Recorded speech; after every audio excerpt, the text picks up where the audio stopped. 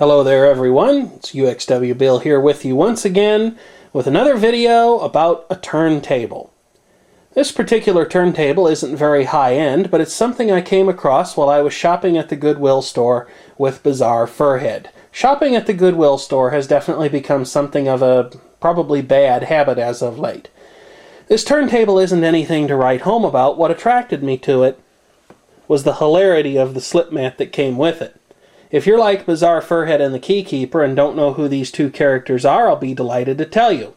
These two are Ren and Stimpy, and they were featured on the Nickelodeon network in a cartoon show that aired originally during the 1990s. It's my understanding, even though I never saw the show or anything like that, because we certainly didn't have cable TV when I was a youngster, it's my understanding that the humor of these two characters was not for general audiences, that it was more of a mature show for adults to watch, that some of the things they did were violent or dishonest or maybe even more than that. I don't know. I've never seen an episode of it. I just found the slipmat on this turntable hilarious. This is an RCA LAB-1200 fully automatic turntable system. This was originally sold at Radio Shack, and before Radio Shack got into their deal with RCA, where they sold products under the RCA branding, this was sold as a realistic or an Optimus turntable as well. In fact, this is a turntable of many names and slightly different faces. The basic features are more or less the same. You'll find this turntable sold under the Sony name, the Pioneer name, and even the Denon name today. Each one's pretty much the same machine, though they do have some variation in features. For example, some of them have a switchable preamplifier section, so you can use this with a stereo receiver that doesn't have an integrated phonograph preamp, or some other amplifier that hasn't got a suitable preamp. There are also versions of this table that have a USB output for easy connection to a computer. And in fact, if you look underneath the platter on them, you can oftentimes see some of the features that were, or in some cases were not, implemented on a given model. For example, not implemented on this model, but covered up with a black square, is a 110 or 220 volt selector switch. This is a belt drive table. You can see the motor mechanism over there with the belt on it.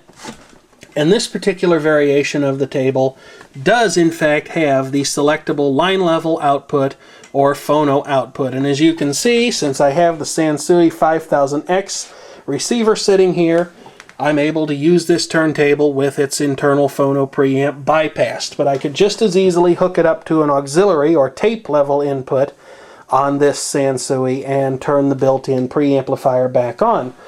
The built-in preamplifier really doesn't sound too bad at all. There was only one thing I had to do to this turntable, even though it's still got a few minor issues, like the hinges on the dust cover won't reliably hold it open, which can cause records to skip if the dust cover should decide to leave town while I'm not near the table. The other issue this thing had was a completely worn-out stylus. It looks like, if I've interpreted the date code correctly on this thing, that it was manufactured sometime in 2002, I think around the third month of the year. So the stylus that was on here, I really believe it was original, and that would make it about 10 years old, well past the point of being worn out, even with pretty conservative playback. And it looks like someone attempted to compensate for that by sticking a piece of hook and loop or Velcro material to the top of the tone arm there. I would imagine that they were simply sticking a weight to it to force the stylus to track better, which, while it would have fixed the problem, it also would have turned this thing from a turntable into a record grinder. So I went out to eBay and I found a slightly enhanced stylus to install on the cartridge. The cartridge itself is permanently installed. You can't change it or replace it with something better.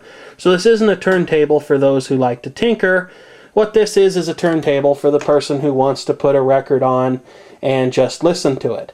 This isn't a particularly fancy table. It's obvious it wasn't an expensive table either. Rather than call it cheap and nasty, I think I'd be inclined to call it cheap and cheerful, because it's really not that bad at all. It's not my best turntable. It's far from being the worst turntable I've ever heard. The other remaining issue with this thing is its speed. I think it's running just a touch slow on both 33 and 45 RPM speeds. So I need to get a hold of a strobe disc or print one out on the computer and use the trimmers that are located in the bottom of this thing to try and set the speed. For now though, why don't I go ahead and put a record on and give you a demonstration. I think I'll start with a 45 RPM job here, which I don't have an adapter for, but I'll try to get it centered on the table so it'll play somewhat properly, and maybe you can see what I mean by my thinking that the pitch is in fact a bit slow on this table and it needs to be adjusted. When you're operating this table, of course, you do have to be careful that you specify the right record size, or the stylus will just blithely try to play the slipmat, which, since this slipmat actually has a felt-like texture on it, would probably prove pretty much instantly fatal to the tip of the stylus. So make sure you set the record size properly if you have a table like this. Otherwise, you might get quite a surprise. Let's see how I did getting this record centered on here. Go ahead and put this thing on the phono input mode for phono 1. It would probably work better that way. Set the volume here. Where's that volume control? There it is. Go ahead and turn that on. I don't have that perfectly centered. I better try that again.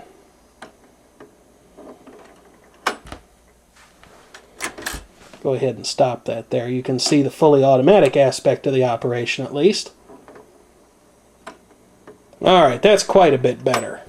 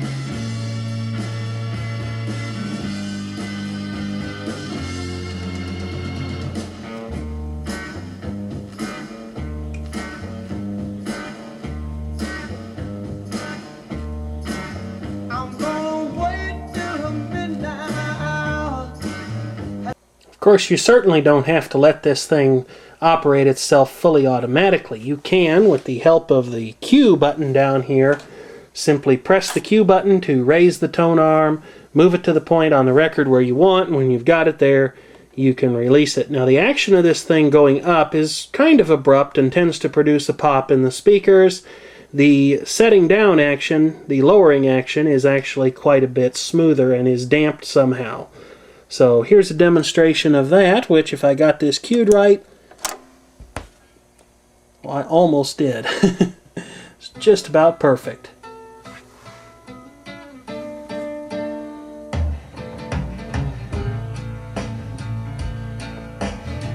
I pulled into Nazareth, was feeling about half past dead. I just need some place